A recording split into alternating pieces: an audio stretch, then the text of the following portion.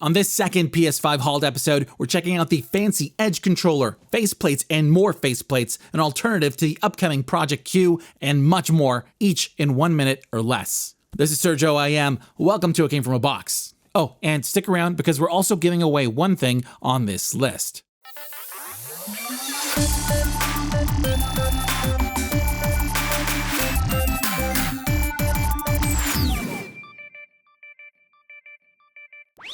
While we wait for Project Q, this is the PlayStation edition of the Backbone 1, a phone controller that lets you remotely play your PS5 in handheld mode. Available for iOS and now Android, this version matches the DualSense colors and glossy buttons, but with an asymmetrical analog stick placement. Build quality is great, it's lightweight with decent ergonomics, it has a good D-pad and clicky face buttons labeled with PlayStation icons, but the triggers could use some more attention and the thumbsticks feel a bit fragile. It also includes a courageous 3.5mm headphone jack and a pass-through USB-C port for charge and play. It extends to just under 7 inches, which should be enough for most phones, but it's not case compatible. When connected, it's recognized as a DualSense in the PS Remote app. In here, you can turn on the console, and this is important, with a high-speed internet connection, you can play compatible games with minimal delay, albeit with the occasional stutter, but when it works, paired with the Backbone 1, it's one of the best ways to catch up with your backlog.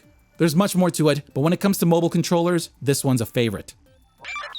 You may as well throw your DualSense in the trash because it's just been trumped by the DualSense Edge, which has all the same features that most games don't make use of, but adds a few upgrades. It comes in this premium hard shell case with a slot up top for pass-through charging, and inside we have a place for everything. In hand, the Edge feels identical to the OG and even works with the official charging station, but let's speedrun what's new. First, it's heavier. The touchpad has cute PlayStation icons, we have rubbery inner grips. The triggers are textured and now have locks to adjust travel distance. Next, it comes with 3 sets of analog stick caps, and we even have swappable modules. Then we have 2 sets of half dome and lever back buttons that magnetically attach, and we have function buttons with shortcuts that let you access your custom profiles and tons of settings, including button remapping. Finally, it actually downgrades the battery to just 5 hours, which is why they include a 9-foot cable to use it wired, but they make up for it by including a cable lock. Sarcasm aside, as someone who loves to tinker and play with settings, even with short battery life, the DualSense Edge is an awesome upgrade.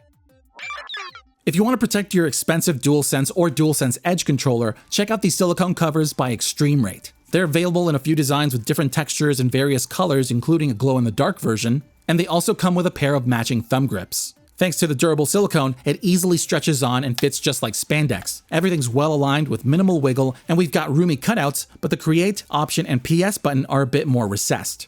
On the one for the Edge, it goes under the back button to protect the controller, and it's got a larger cutout for the function buttons that also makes it compatible with the official charger. Sadly, that's not the case for the normal DualSense one, unless you're up for some surgery. In hand, the silicone mixed with these textures feel great and each design works well, but our favorite is this studded one, which is extra grippy. And the best part, these help protect against grease, dirt, kids, bumps, and scratches. The PS5 is massive and can take up a lot of space, but if you have a spot on your wall, consider the floating grip. It's like a thong that holds your PS5 in place with a tight and secure wedgie.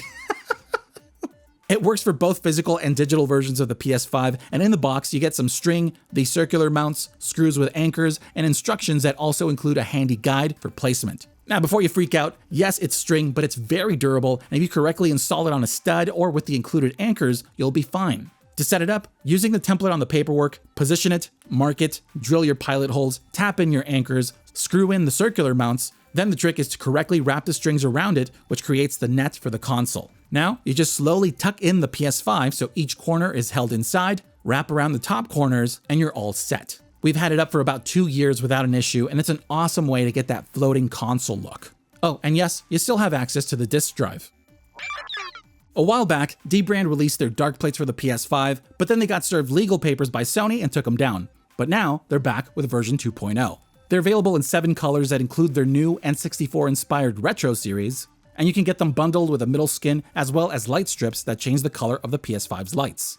The plates are made of durable ABS plastic that can resist fingerprints and scratches, and on the inside, they snuck in binary excerpts from the Sony cease and desist letter. Salty.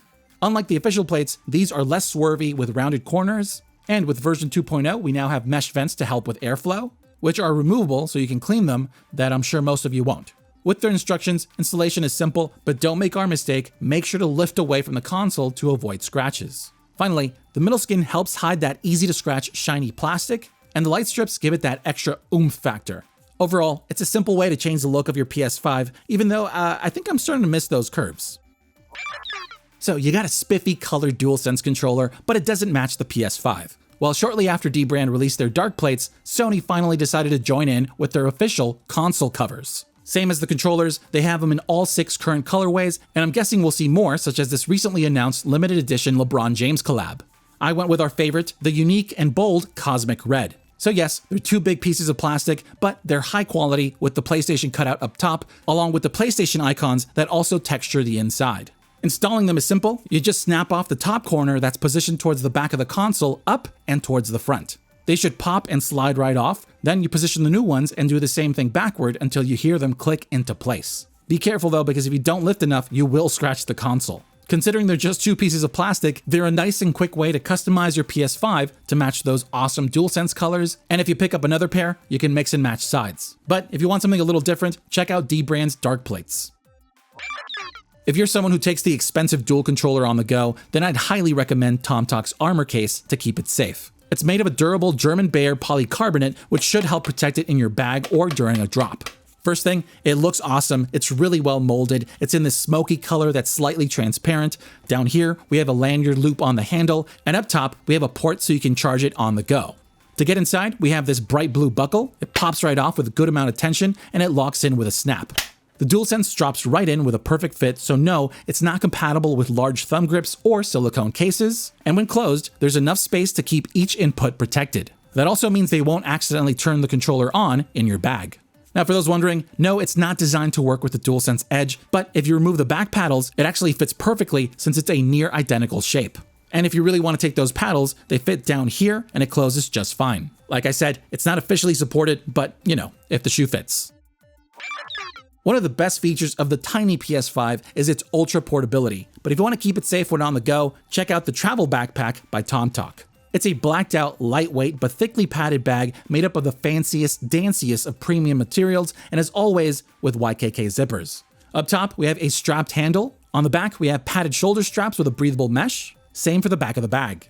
On the front, we have our first compartment with 2 slots for things like cables, games, and accessories. The second compartment opens to the side, and behind this large flap, we have 2 slots for your DualSense controllers. And up here, an elastic Velcro secured bag for a headset. Finally, we have the third compartment for the PS5. It's huge, it's padded all around with an extra layer at the bottom, and the console fits with just enough wiggle room, along with 2 Velcro straps to keep it secured. And there you go. Now you can safely take that portable PS5 wherever you go.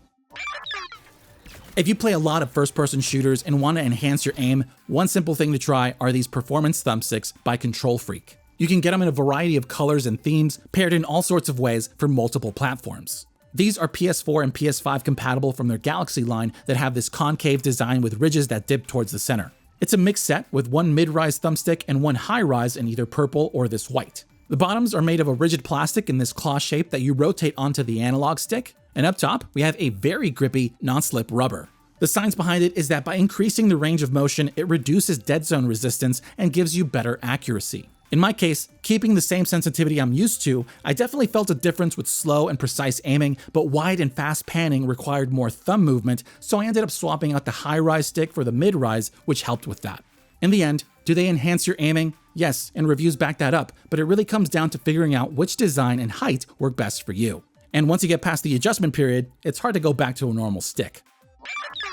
These days, it only takes a few AAA games to use up the PS5's 1TB of internal storage, and when that happens, it's time to pick up one of these. This is the WD Black SN850. It's an M.2 SSD compatible with the PS5, and it comes with 1, 2, or 4 terabytes. We went with 2. So I know it's just a hard drive, but they made it look awesome. Love this industrial design to it. It's really well made, and it even has a heatsink attached. Now technically it is plug and play, but it takes a bit more work to install. First, you gotta turn off the console, remove the faceplate, unscrew this cover, and then you slide it in this slot and securely screw it in. Once you close it up and turn it back on, it'll ask you to format the drive, which means you did it right.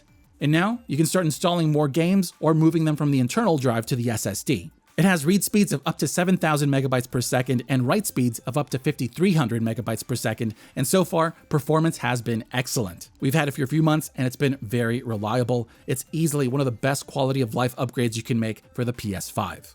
Now, oddly enough, right after picking this one up, Western Digital reached out to us and was kind enough to send us another, which we're going to give away to one of you. So if you want a chance to win a 2TB hard drive, all you got to do is comment below and tell us what games you'll install on it, along with the hashtag SSDMePlease. Then, on August 18th, we'll announce the winners on Twitter or X or whatever it's called now, and Instagram, so make sure to follow us on there. Good luck.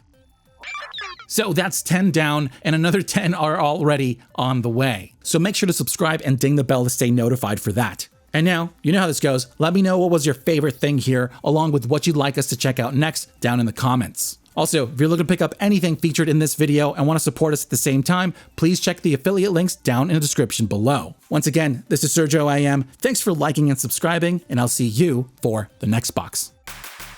Thank you so much for watching. If you like this video and want to help us out, you can do so by clicking that thumbs up button. And while you're at it, why not subscribe for more content? It's free. We also love to hear you out, so please leave a comment down below or talk with us on Twitter, Instagram, and Facebook. I'm Sergio IM, and I'll see you for the next box.